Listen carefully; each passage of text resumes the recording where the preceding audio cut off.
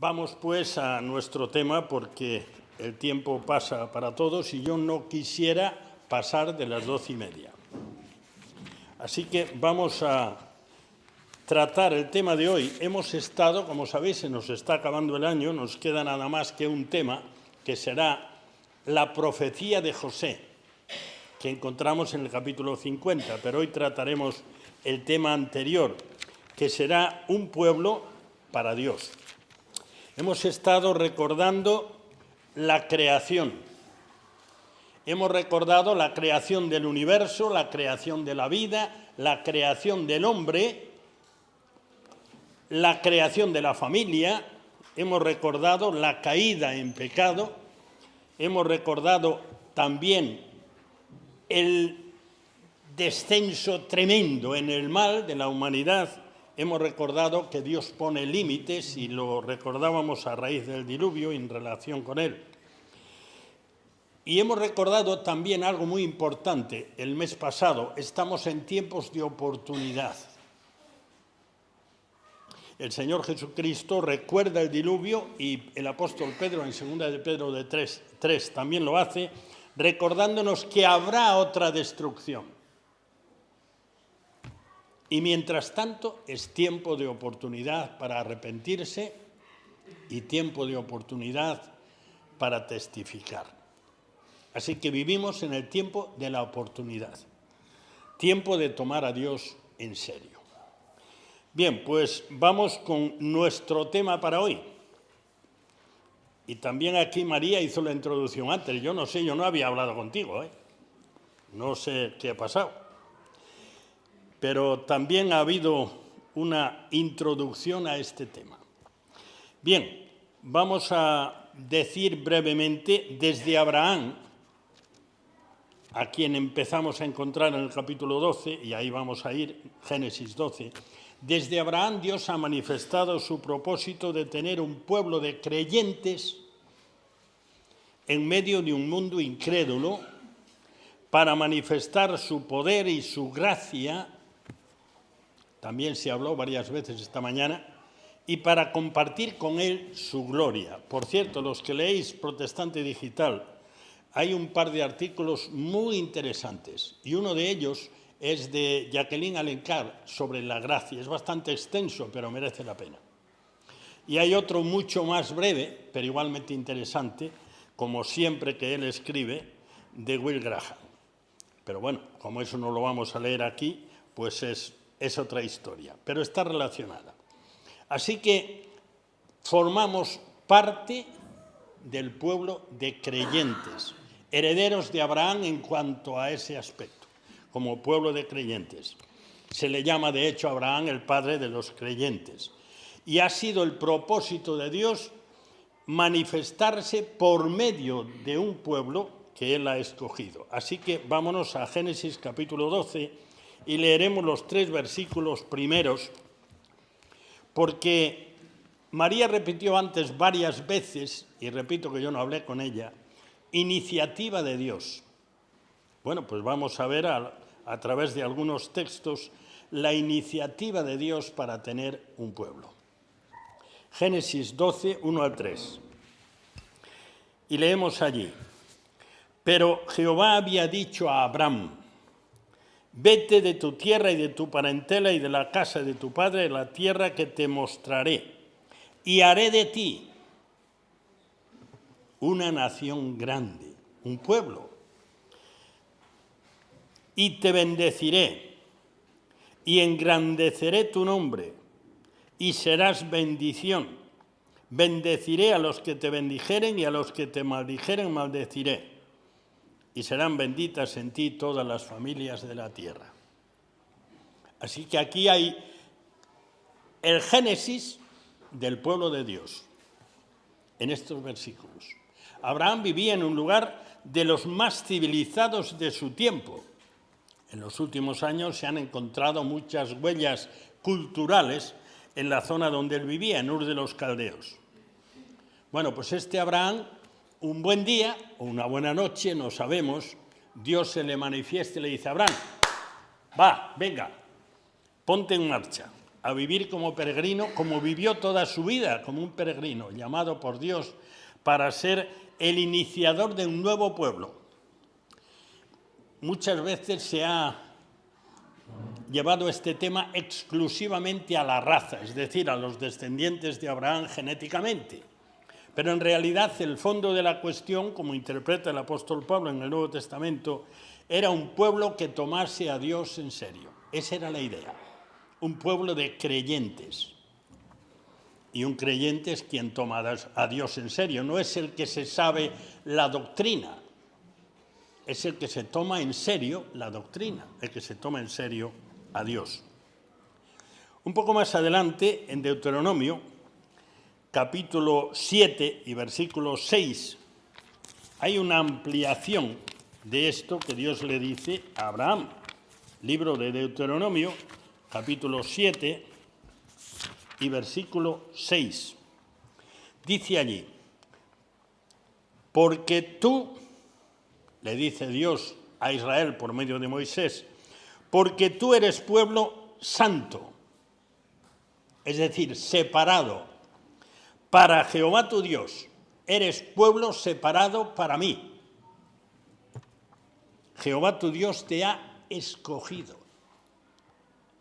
No fue el pueblo que un buen día dijo, bueno, pues este Dios del que hablan, vamos a por él. No, fue Dios que dijo este pueblo para mí. La salvación es iniciativa de Dios. Está clarísimo, pero a veces necesitamos recordarlo. Jehová tu Dios te ha escogido para serle un pueblo especial, más que todos los pueblos que están sobre la tierra. Veremos algo más de este texto después, pero de momento nos quedamos con esto. Escogidos por Dios. No fue decisión humana. No fue aquel pueblo que, aprendiendo de la cultura de los egipcios, recordáis que Deuteronomio es cuando estaban a punto de entrar en Canaán, fue Dios que les recuerda, oye, que lo que sois ahora y lo que yo he hecho por vosotros no es por lo buenos que sois, ni por lo grandes, ni por lo importantes, es porque yo he querido. Y allí explica un poco más en ese texto, porque quiso cumplir lo que había prometido a Abraham, y dice allí por cuánto los amó. Es realmente sorprendente, porque aquel pueblo era de cuidado. Otro texto más. Gálatas capítulo 3, versículos 8 y 9. Gálatas 3, 8 y 9.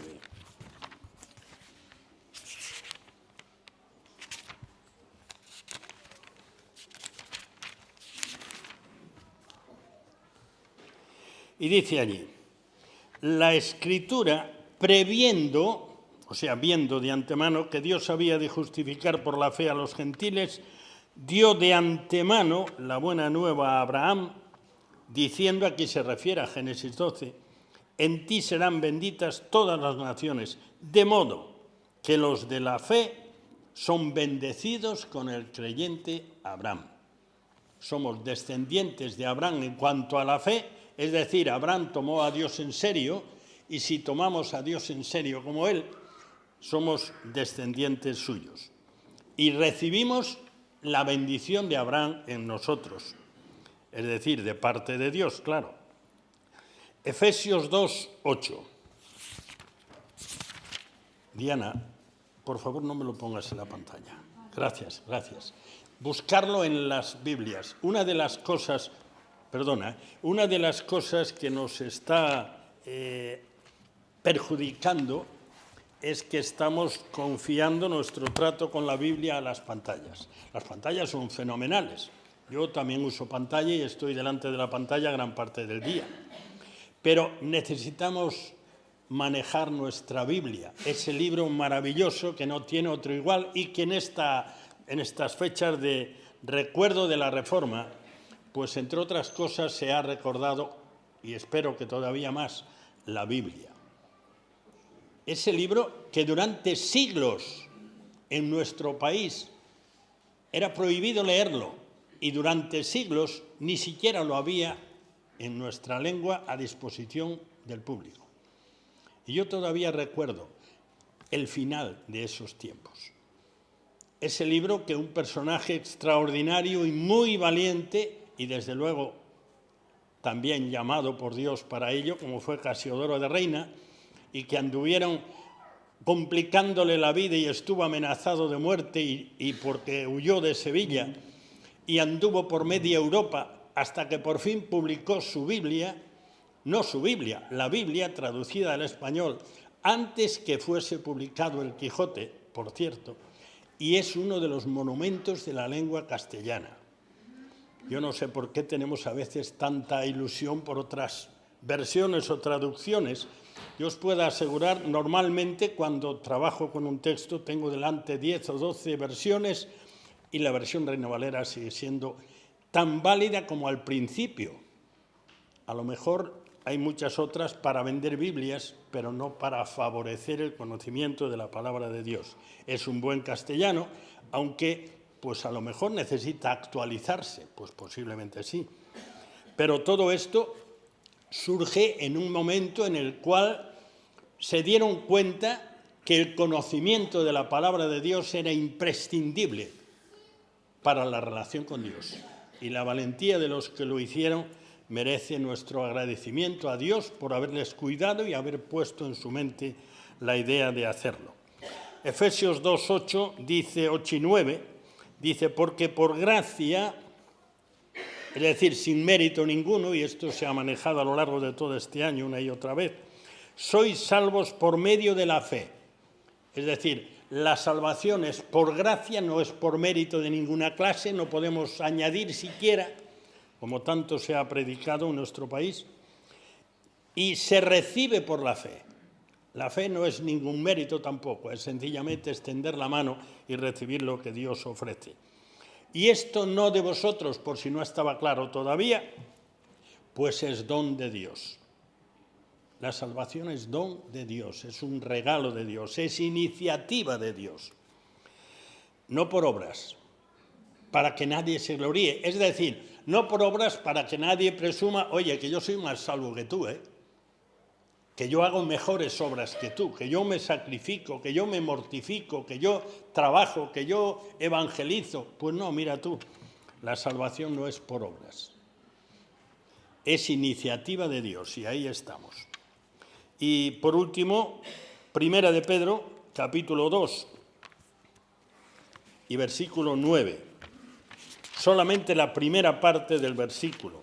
Hay por ahí una canción en nuestro cancionero que repite casi literalmente todo este versículo. Somos el pueblo de Dios. Pues dice ahí Pedro, la primera parte del versículo, mas vosotros sois linaje escogido o raza escogida, si queréis, real sacerdocio, todos vosotros. Esto es algo de las aportaciones que hizo la Reforma, descubrir que cada creyente, cada persona que toma a Dios en serio, tiene total libertad, y esto es totalmente bíblico, claro, tiene total libertad para presentarse delante de Dios por medio de Jesucristo. Hasta entonces eso solo era a través de intermediarios, y hay muchísimos intermediarios anunciados por la que era la religión todopoderosa en este momento, y queda mucho todavía. Vosotros sois linaje escogido, real sacerdocio, sacerdocio auténtico, mediadores delante de Dios por medio de Jesucristo. Nación santa. Se repite otra vez lo que dice en Deuteronomio 7. Tú eres pueblo santo. ¿Y qué es santo? Santo es separado. La idea de la palabra es esa, separado. Pueblo santo, nación santa, pueblo adquirido, comprado por Dios. Y bueno, en esta mañana se ha recordado cuál fue el precio de la compra. El precio de la compra fue que Dios el Hijo dio su vida. Nada menos que eso. Creo que casi todas las grandes verdades de la fe se concentran en la cruz. Y si meditásemos un poco más en todo lo que eso implica, y nunca conseguiremos llegar al fondo, en por qué ese velo que mencionaba antes Félix, se rompió y el acceso a Dios quedó libre para que todos pudiesen, en vez de solo el sumo sacerdote, todos pudiesen presentarse delante de Dios, porque el mediador había pagado el precio total y definitivo. Es muy serio todo esto. Somos, por iniciativa de Dios, somos un pueblo de creyentes, separados para Él, comprados por el precio de la sangre de Cristo. Y sí, vamos a meditar un poquito en un segundo aspecto, en el privilegio que esto supone. Volvemos a Génesis 12, ese inicio del pueblo de Dios, del pueblo de creyentes. Sí, Noé fue creyente, Abel fue creyente. Y en el libro de Hebreos, en el capítulo 11, se recuerda esa lista de creyentes que los incluye, pero se extiende mucho más con Abraham. Versículo 2 de Génesis 12. Haré de ti una nación grande y te bendeciré, por iniciativa de Dios. Engrandeceré tu nombre. Serás famoso y serás bendición. Bendeciré a los que te bendijeren y a los que te maldijeren maldeciré. Serán benditas en ti todas las familias de la tierra. ¿Cómo? Especialmente a través de Jesucristo, descendiente físicamente en la parte humana de Abraham. Así que, qué gran promesa, qué maravilla.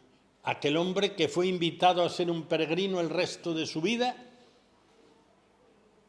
recibe de Dios la promesa de ser antecesor de la bendición universal.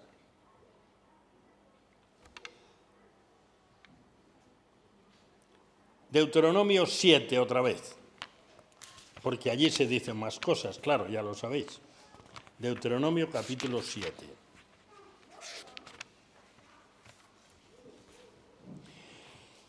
Y volvemos a leer ahora todo el versículo 7, todo el versículo 8, y de esa forma ensanchamos lo que habíamos leído antes.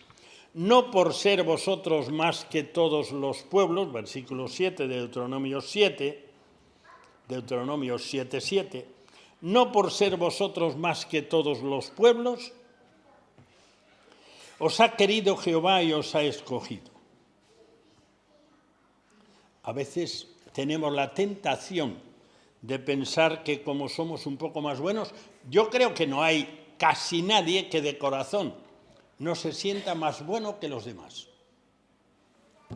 Y tenemos bastante costumbre de compararnos. Y siempre somos un poquito mejor. Pues vosotros, estamos en el versículo 7, erais el más insignificante de todos los pueblos. O sea, poquitos. Bueno, cuando Dios escoge a Abraham, pues era un hombre ya bastante mayor que ni siquiera tenía un hijo. Así que, a ver, y Dios dice tú, y en aquel momento ya había potencias en aquella zona del mundo. Y escoge a Abraham. Sino por cuanto, versículo 8, Jehová os amó. ¿Os lleva esto a Juan 3:16? De tal manera amó Dios al mundo. ¿Por qué amó Dios al mundo? ¿Porque mundo bueno? ¿Porque mundo importante? No, mundo pecador, hundido en la miseria y en la corrupción, amó Dios al mundo. Qué grandioso, qué grandioso. Que Él dijese a su pueblo en ese momento, a los descendientes de Abraham, aunque no todos eran descendientes de Abraham en cuanto a la fe, no todos eran creyentes de verdad. Y quiso guardar el juramento, la promesa que Dios hizo a Abraham, que juró a vuestros padres, os ha sacado Jehová con mano poderosa y os ha rescatado de servidumbre de la mano de Faraón, rey de Egipto. Esta mañana podríamos decir lo mismo. ¿El Señor te ha salvado por la maravilla de persona que eres? El Señor ha tenido la iniciativa de salvarte personalmente porque te ha amado. Así. Y te ha salvado.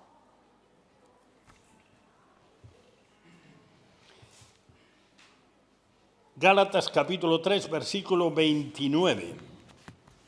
Carta de Pablo a los Gálatas, capítulo 3, versículo 29.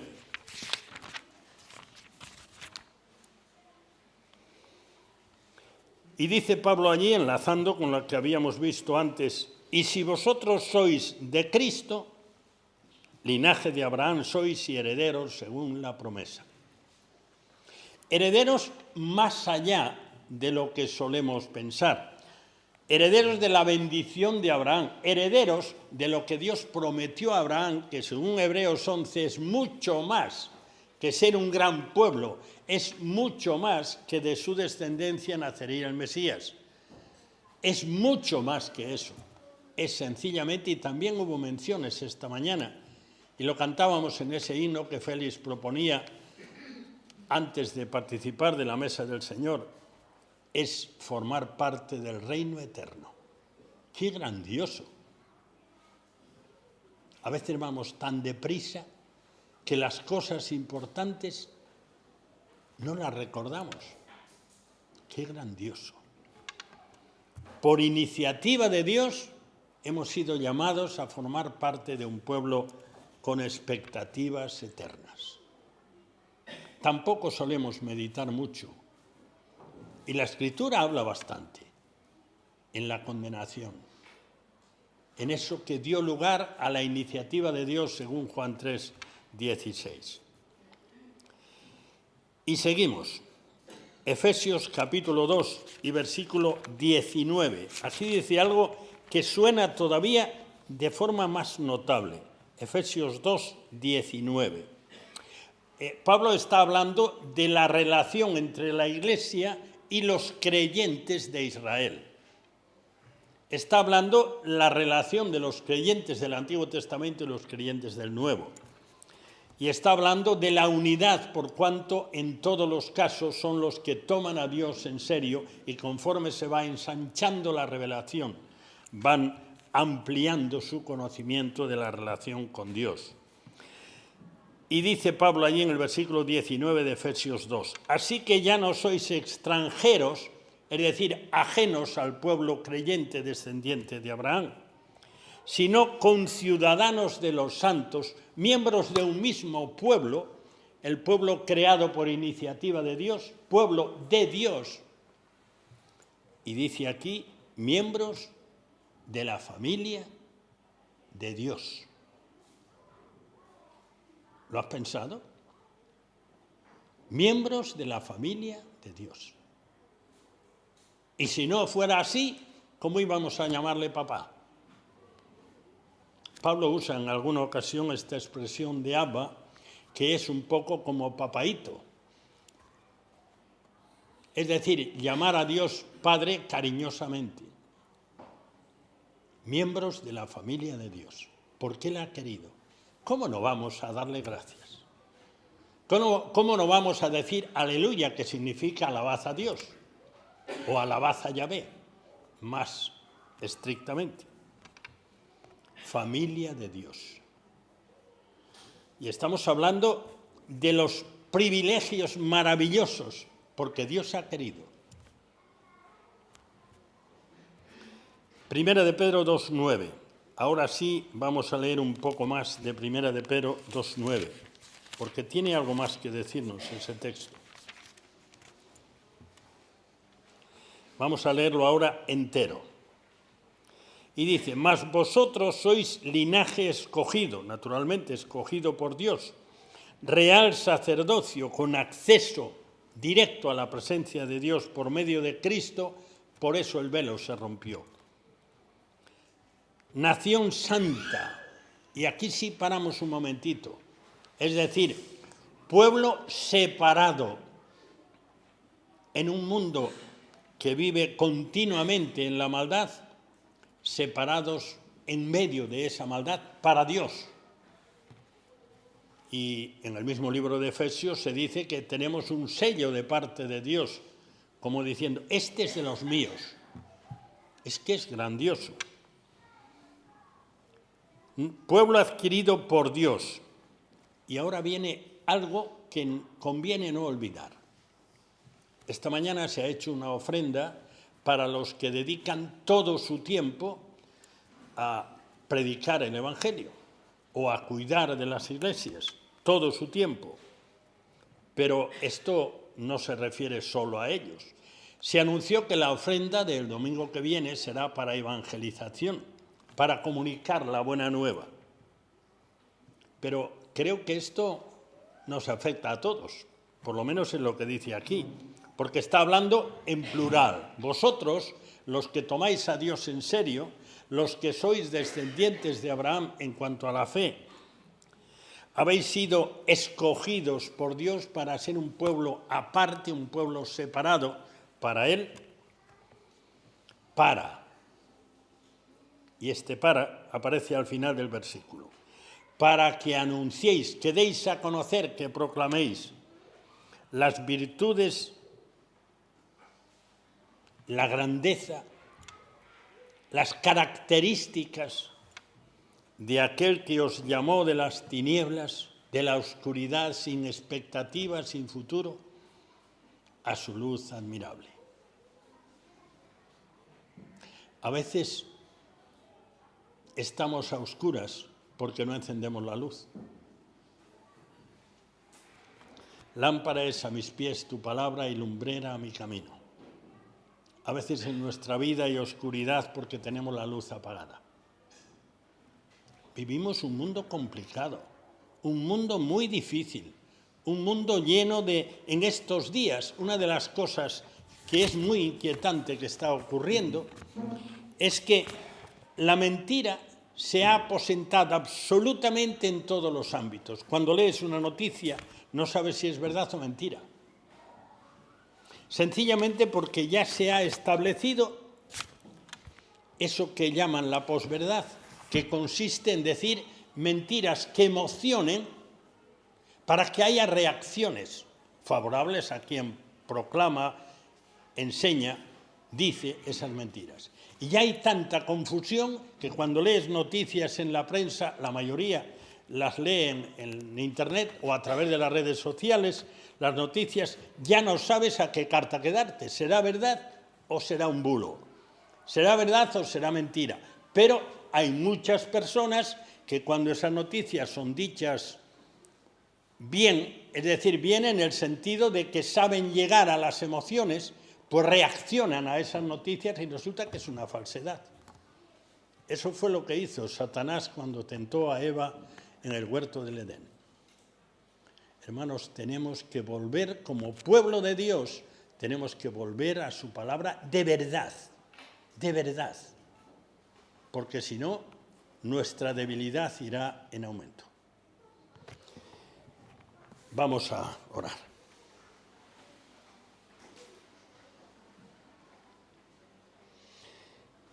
Señor y Padre nuestro, tenemos que decir una vez más en esta mañana, gracias porque tú has tenido la iniciativa